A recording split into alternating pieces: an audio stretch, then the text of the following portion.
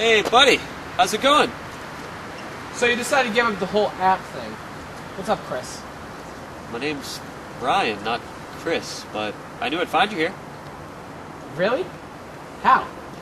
Well, I ran into you in this exact spot 2 weeks in a row at this exact time. That's true.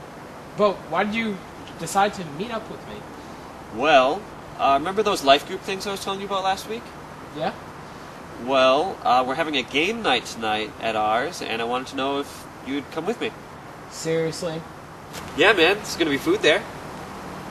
Wow, they already got to you. After only 2 weeks, they're making you drink the Kool-Aid. What are you talking about? Why would I want to hang out with a bunch of religious nut jobs and do prayer readings and sing and praise Jesus? You know what, Apathy? That's not fair. I was sick this past week, and somebody from my life group brought me food, brought me medicine, stuff that I needed to get better. And they make me believe that I could finally care about people. I can finally care about them and just people in general. Oh, okay. Let's all just jump on the hippie bus and sing Kumbaya and make each other chicken soup, and everything will get better. No, what's your deal, Apathy? Do you even, care about anyone or anything? Before you go judging me, let me tell you a little bit about my philosophy. So, Jeff, imagine... My name's not Jeff, it's Brian. Whatever. Ryan, imagine there's no heaven. It's easy if you try. No hell below us. Above us, only sky. Imagine all the people living for today. Another Beatles song? Seriously? Alright, Jeff. Maybe I'm not a perfect theologian like these Christian friends you've been talking about. You know what? I just like waking up every day, not having to grow up, not having a nagging wife and annoying kids waking me up. I just like being free. And your Christian friends doing this life group thing seems like a lot of work and a lot of awkwardness. And I just don't need any more work. You know what, Apathy? I think your philosophy here has some really big holes in it. First of all, I'm not inviting you to this life group because I want you to become some sort of religious nut job or something. Because I'm not a religious nut job, they're not religious nut jobs. And you know what? The real reason that we're there, they would say, is because we're trying to become a family. And as weird as that sounds, I can see it happening. Because, we keep each other accountable, we belong to one another, and we care about one another. And those three things are just really important to me now. Well, the overall idea of it sounds good. Still sounds a little bit weird. But since it's just a game night, shouldn't be too intense. I'll go. We can get a rotisserie chicken or something. Best idea I've heard all day. Let's go.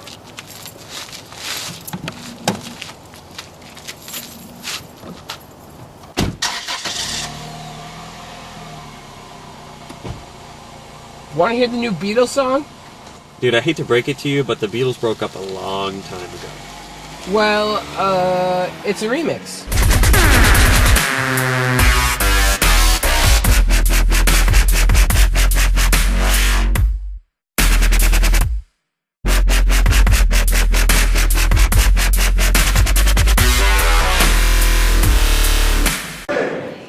So, George and Miriam confessed once. However perplexed you may at any hour become about some question of truth, one refuge and resource is always at hand. You can do something for someone else besides yourself. At the times when you cannot see God, there is still open to you this sacred possibility, to show God. For it is the love and kindness of human hearts through which the divine reality comes home to men, whether they name it or not. Let this thought then stay with you. There may be times when you cannot find help, but there is no time when you cannot give help. Jane Turno from Leominster, Massachusetts, the lady we talked about last week, had just had a lengthy Facebook chat with Jason Powers, an old high school classmate, who happened to stop by her page and say hello for the first time since their graduation a decade before. In the course of their conversation, Jason had transformed from the stereotypical loser guy, in her honest opinion, to someone who clearly had room to grow, but was up to the task of trying. He listened patiently as she told him about how she had come to faith, and towards the end of the conversation, he returned the favor by asking her to pray for his sister and her husband and their marriage problems. After their conversation, Jane yawned and had it in mind to go to bed, but then got another idea. She sat down again at her computer and typed out an email to her small group. "My dearest friends," she said, "I have a favor to ask of you. You do so much for me already, and I won't blame you if you can't, but I thought I'd ask anyway. Tonight I was Facebook chatting with an old friend of mine, and he mentioned that his sister and brother-in-law needed prayer. I'd like to ask you to pray for them, but I'd also like us to take it a step further. I have their address and would love it if you sent them an encouraging letter via an email to me. It can and probably should be as general as you want it to be, but Eric and Nancy Holloway need our prayers. So if you could pray for them and send them an encouraging letter, that would be great. Then I'll print them and send them to their home address, and they'll have no clue who we are, just a bunch of followers of Jesus. Love you all, Jane." We're going through a series right now called Reject Apathy. Actually, today's the last day of it. Rejecting apathy is not simply negative. In other words, reject. But we, as the people of God, are called to be proactive in accountability for one another, belonging, and care. This is, after all, how people know that we are disciples of Jesus, if we love one another. And so one way we live that out in our defiance of apathy is by proactively caring for one another, with a heart full of love and actions that are controlled by that love. Have you ever lived in a world where you were the only one that you cared about? Now, most of us would not say that.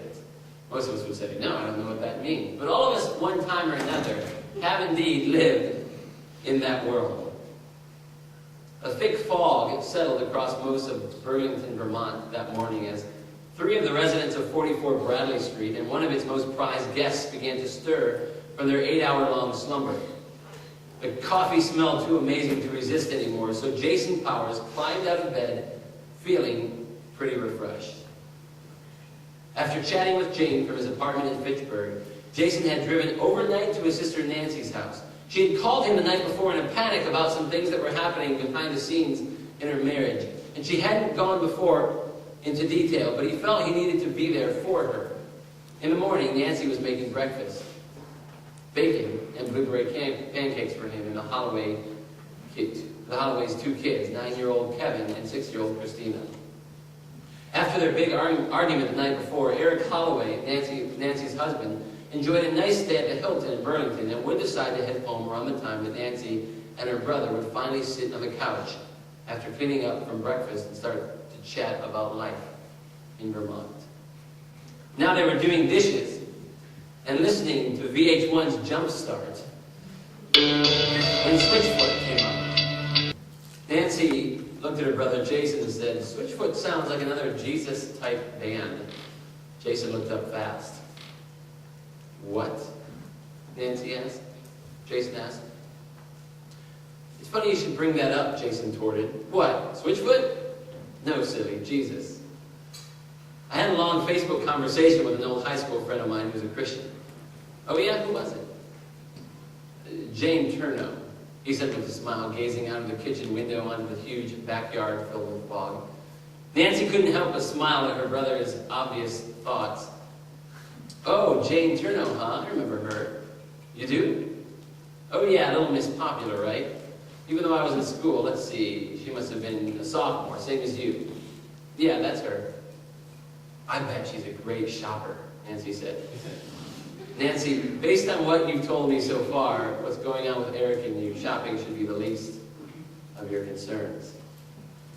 And with that thick statement in the air, they moved to the living room sofa, sat down, and Nancy began to pour out her heart. of bad things happen to good people? The answer to that is outside the realm of our conversation this morning. But Jane Turner thought about it on the way to the post office. Unfortunately for her, the fog was not exclusive to the Burlington, Vermont area, and she could barely see 2 car lengths in front of her. The Leominster, Massachusetts post office wasn't far from her apartment, but it felt like it was taking her forever to get there. When Jane woke up that morning, a bit later than normal, she expected 2 or 3 people in her small group to have written an encouraging letter to Eric and Nancy, but when she opened up her account, she was shocked to see 9 emails with the subject line, "To the Holloways." Even some husbands and wives did their own. She had quickly reformatted, printed, and placed the letters neatly in an envelope. Finally, she arrived into the parking lot, jumped out, threw the letters for the Holloways into the big blue box marked "Out of Town," and arrived back into her car in less than 10 seconds. After buckling up, she put her car in reverse and drove north onto Whalum Street from the Twin City Plaza post office. Whalum Street became South Street until she finally turned left onto Route 12. After about a mile, she took the River Street Rotary and went right onto 2A, then a quick left onto Wallace Road, and a quick right onto West Street. There was an easier way to her house, farther down on West Street, but she liked the solitude of this road, the solitude of this moment. The fog was still thick, and she still squinted her eyes to see what was up ahead. Nothing.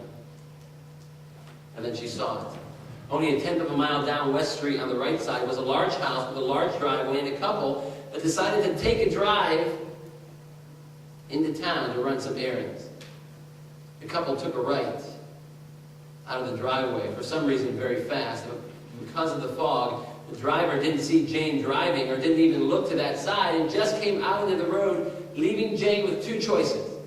Drive off the road into the trees or drive into the car. Jane swerved into the trees, flipping her car as her head snapped back and forth at the force of the collision. She was knocked out in the car, and the car driving out, having not heard nor seen the accident, continued down the street to run their errands. Only 4 cars drove down West Street over the next hour and a half. The first was the pastor of a Baptist church who was running late for a very important appointment with a member of his church. They were going to talk about doing some construction the pastor wanted to do in his office. The man was a carpenter, just like Jesus. The pastor jokingly thought as he drove down West Street past the overturned car located really close to the tree. If I had time, he thought, I would stop just to make sure that someone was not in that car.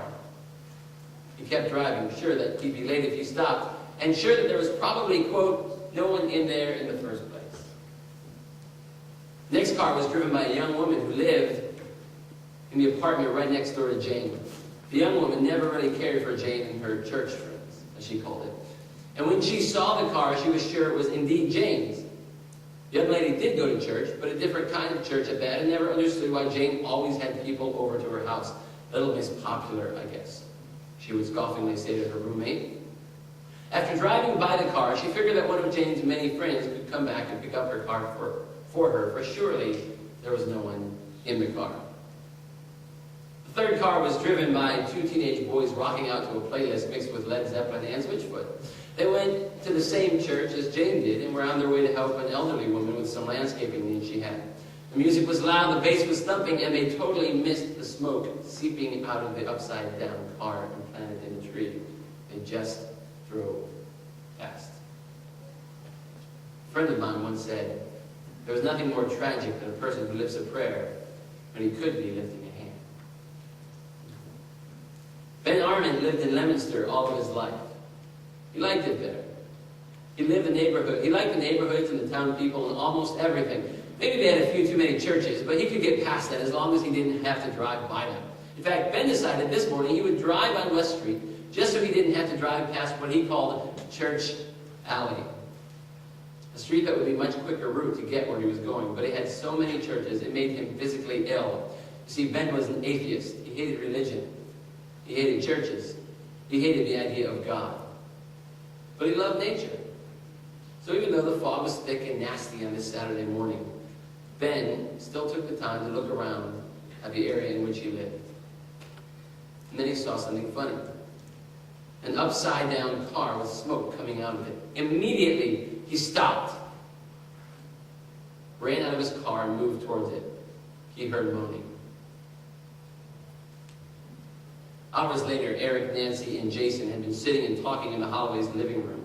Eric walked in the house about 30 minutes after they started talking and decided just to start talking with them instead of making some sort of a dramatic scene.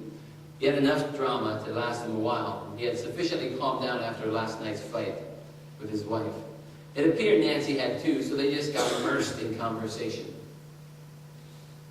Eric and Nancy listened intently as Jason told them of his conversation with Jane the night before. Nancy was captivated by the story, but Eric lost focus right about the time Jason mentioned that she had really started to bring up the idea of God. After 4 hours of non-stop talking, Jason was always good for that, they decided to get Chinese takeout.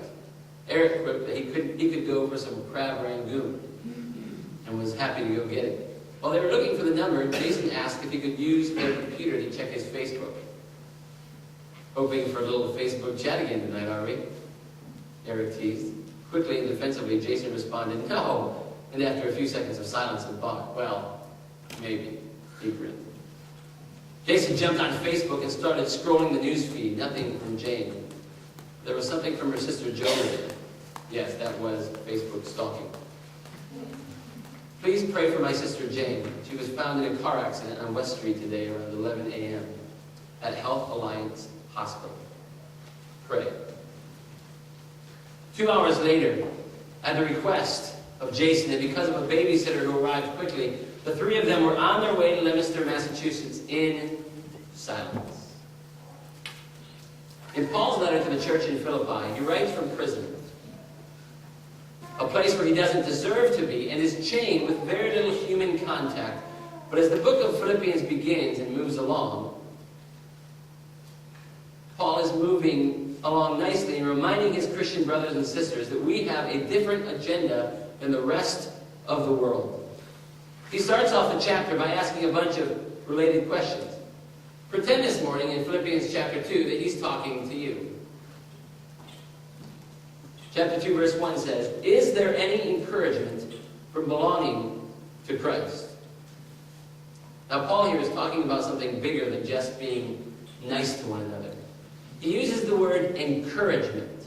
This is the Greek word paraklesis, which is the same root word that Jesus used when he was talking to his disciples about the Holy Spirit in John chapter 14. So he's asking a rhetorical question. Is there any God-like stirring in your hearts because you belong to Christ? Any comfort from his love? Once again, this is not about being nice. This is about the root of being nice. Is there any comfort from, or out of, or because of his love? Any fellowship together in the Spirit? Fellowship is the Greek word, is koinonia, and it means communion or deeply connected. And this is done, once again, in the Spirit. The Spirit of God connects followers of Christ deeply.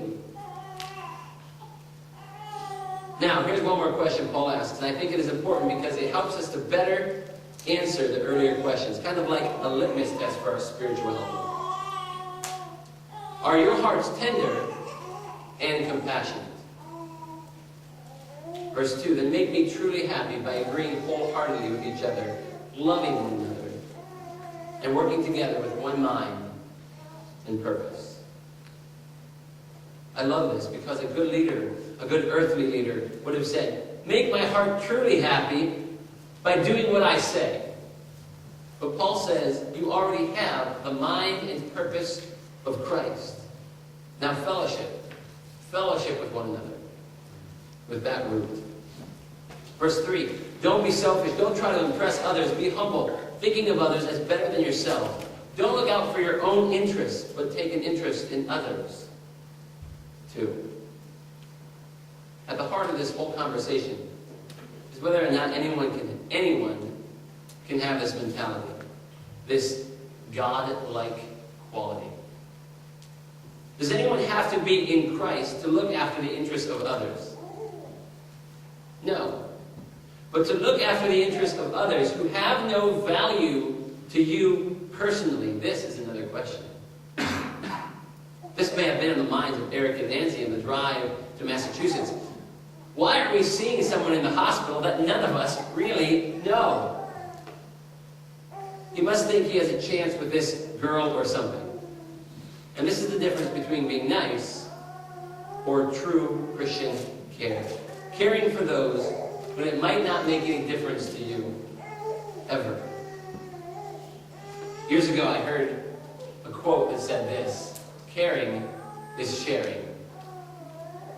It rhymed, so I used to say it whenever I wanted something. But really, perhaps a better statement is this: caring is sacrificing. When Jason, Eric, and Nancy arrived at the hospital around 7 that evening, they first ran into a crying Jolie, Jane's sister, who had posted the Facebook status.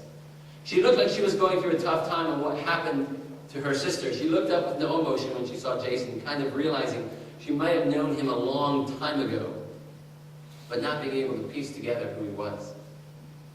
"Hi, Jolie," Jason said sheepishly. "It's me, Jason Powers. We're Facebook friends and went to the same school." "I remember you," she said with a tear coming out of her right eye. I'm sorry this is happening. Is Jane going to be all right?" "They think so, but she's in surgery right now. Some sort of internal bleeding that they're trying to fix. I don't understand any of it. It's just not fair," she said again, this time not being able to control the tears in either eye. The young man walked up to her and put his arm around her, gently stroking her hair. "Must be her boyfriend," Jason thought. Almost as if he read his mind, the young man spoke up. "I'm Brad, Jolie's boyfriend. I'm Jason, a friend of Jane's. This is my sister Nancy and her husband Eric. We heard what had happened and wanted to come over and see if everything was all right. See if there's anything we can do. Is there anything we can do?" Jolie spoke again, still a bit whimpering. "You can pray." Eric looked uncomfortable at the suggestion, but Jason said thank you, that they would, and Nancy, having found her first opportunity to implement her newfound faith, turned around, walked to the nearest chair, and bowed her head. Brad spoke up. "Or if you really want to do something, you could go chat with that lady over there. Her name is Charlotte. She's kind of in charge of caring for some things that need to be done right now." "Okay, thanks," Jason said, turning slowly towards Charlotte, who was for the moment directing someone on the phone to put any meat in the chili she would be making tomorrow night. After she got off the phone, Jason and Eric introduced themselves as friends of Jane and letting her know that they would like to help in any way they could. They talked for a few minutes about how they both knew her, and apparently Charlotte was Jane's small group leader, the one Jane had spoken about the night before in their Facebook chat. Charlotte shared what the plan was to care for Jane and her family during the next week or so. They could tell that this was important to Charlotte, and as she spoke, she received 4 other text messages, which she answered, of people who were involved in caring for Jane and her family during this time. As she carefully explained the plan, Eric and Jason were amazed at the time, man-hours, and creativity placed into caring for Jane and her family. The entire small group, or whatever Jane had called it, had apparently come together to amass this epic feat, and it sounded like a well-designed plan. In fact, so good of a plan that Eric blurted out, "Why are you doing all this?" He felt embarrassed that he'd said it. By this time, Nancy had stood up from her seat where she had been praying and joined in to listen to Charlotte's answer. Charlotte came back with an answer immediately, and stronger than he thought she would. "Spiritually and personally, I love Jane and her family, and she is a part of my family. In a not unrelated point, John, one of Jesus' disciples, wrote a letter. That's one of my favorite passages of Scripture. John said, 'This is the message you have heard from the beginning.'" He was talking to one of his disciples, one of his friends who were disciples of Jesus. "We should love one another. We must not be like Cain, who belonged to the evil one and killed his brother. And why did he kill him? Because Cain had been doing what was evil, and his brother had been doing what was righteous. So don't be surprised, dear brothers and sisters, if the world hates you." She kept going, almost as if she had rehearsed this, but she was very passionate about it. "Now, that might seem dramatic," she said, But there are a lot of people who hate the notion of Christ. They hate the idea that there is a hope that goes beyond just stuff and material possessions. If there are people like that, then why should we as Christians be a part of that system? Instead, be a part of the solution of love and of hope. And why shouldn't we start with one another instead of beating each other up with words like we've been accustomed to doing over the last couple thousand years or so? If we love our Christian brothers and sisters, John continues, it proves that we have been passed from death to life. Literally, the author is saying in the Greek, we have passed out of the death and into the life. Augustine, one of my favorite Christian theologians, Charlotte said this, let each go into his own heart. If he find there love to the brother, let him feel assured that he has passed from death unto life. John continues, anyone who hates another brother or sister is really a murderer at heart. And you know that murderers don't have eternal life within them. Charlotte apparently knew her stuff. It was clear that she was educated and wise and knew exactly what she believed and why she did what she did. She looked Jason and Eric in the right in the eye as she continued, but more slowly this time. We know what real love is because Jesus gave up his life for us. So we also ought to give up our lives for our brothers and sisters. By the way, the word lives does not translate in the Greek bodies, but whole selves. Like body, soul, and spirit. But the fruit of our change in Christ is to give our whole selves to others. If someone has enough money to live well and sees a brother or sister in need but shows no compassion, how can God's love be in that person? Dear children, John finishes, let's not merely say that we love each other. Let us show the truth by our actions. Our actions will show that we belong to the truth, so we will be confident when we stand before God. Jason, Eric, and Nancy, I stand here, Charlotte said, preparing, help, and devising plans for Jane and her family, not because I have nothing better to do, but because there's nothing better I could be doing than giving my life up for them. I love them, and I know that they would do the same for me. Great plans go into making money, creating businesses, and building better war and military systems all the time. Why shouldn't I create an extremely good plan to help care for Jane and her family during this time of need? Now, what areas would you like to help in? Next Thursday is the next time I have an available time to help. Jane spoke up. Jason spoke up. I'd like to help in whatever area I could. I live in Fitchburg and I want to help. Where can you use me? Charlotte said, now you're getting it. To care for one another, spiritually speaking, means going deeper than just being nice for someone. It is out of our souls that we give and not just our stuff. When we truly care for others the way Christ calls us to, we give them a part of ourselves. I wonder if we as a church will better reject apathy if we begin to care for one another out of our souls and not just our bodies.